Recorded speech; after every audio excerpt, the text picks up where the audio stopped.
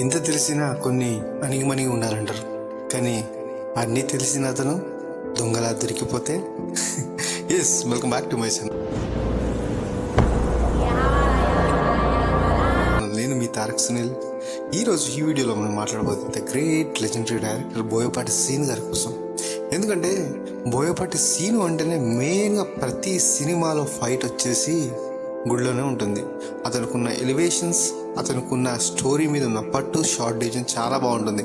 కానీ స్టార్టింగ్లో తను ఎంత మంచి డైరెక్టర్ అని ప్రూవ్ చేసుకున్నా కానీ కాస్త హింస ఎక్కువైపోయింది.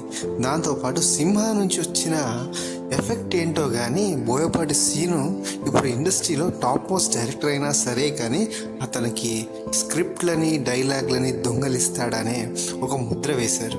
సో అది ఎంతవరకు నిజమని తెలిస్తే కట్ చేస్తే దీనికోసం బాగా స్పందించిన వారు ఎవరు అంటే మన తెలుగు ఇండస్ట్రీలో నుంచే రచయిత, actor, dialogue writer, direction none other than the Posani Krishnamouli గారు.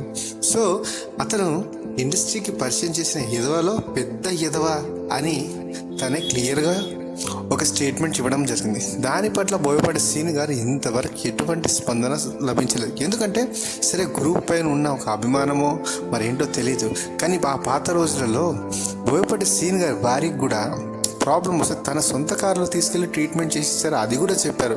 దాని పట్ల కూడా ఎటువంటి స్పందన లేదు.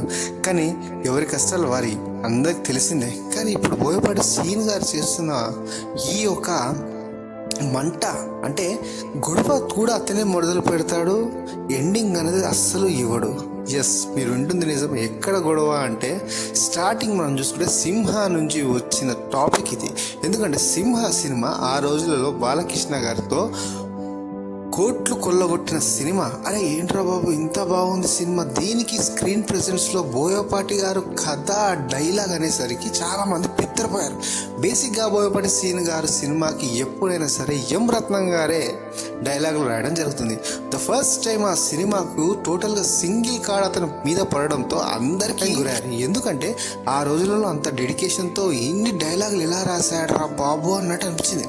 కానీ కట్ చేస్తే ఒకానొక ఇంటర్వ్యూలో మన మిర్చి సినిమా డైరెక్టర్ నేను చెప్తుందో అర్థమవుతుంది కదా.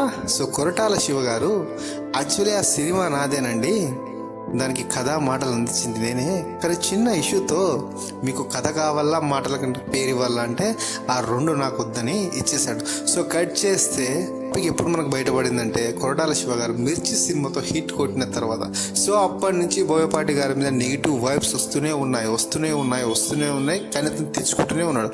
సో దాంతోపాటు కట్ చేస్తే మళ్ళీ లెజెండరీ మూవీకి డిఎస్పితో వివాదం చేయించుకున్నాను. అది ఇదంటే డిఎస్పి గారు లేదు, అలా ఏమి ఉండదు, నేను ప్రతి సినిమాకి ఆర్ఆర్కి మిక్సింగ్కి ఫైనల్ అవుట్పుట్కి నేనే ఉంటాను, స్టేజ్ పైన ఘాటుగా సమాధానం ఇవ్వడంతో మళ్ళీ కట్ చేస్తే నెక్స్ట్ సినిమా నుంచి మన తమన్ గారిని తీసుకోవడం జరిగింది. సో ఇప్పుడు తమన్ గారితో కూడా వివాదం అనేది మళ్ళీ మొదలైంది.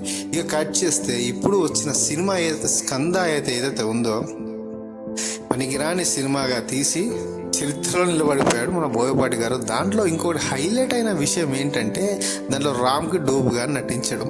సో ఇప్పుడు ఓవరాల్గా తెలుగు ఇండస్ట్రీలో బోయపాటి గారు అంటే ఒకప్పుడు చాలా మంచి పేరు ఉండేది, కానీ ఇప్పుడు తన పేరు కాస్త చెడిపోయిందనే చెప్పుకోవాలి.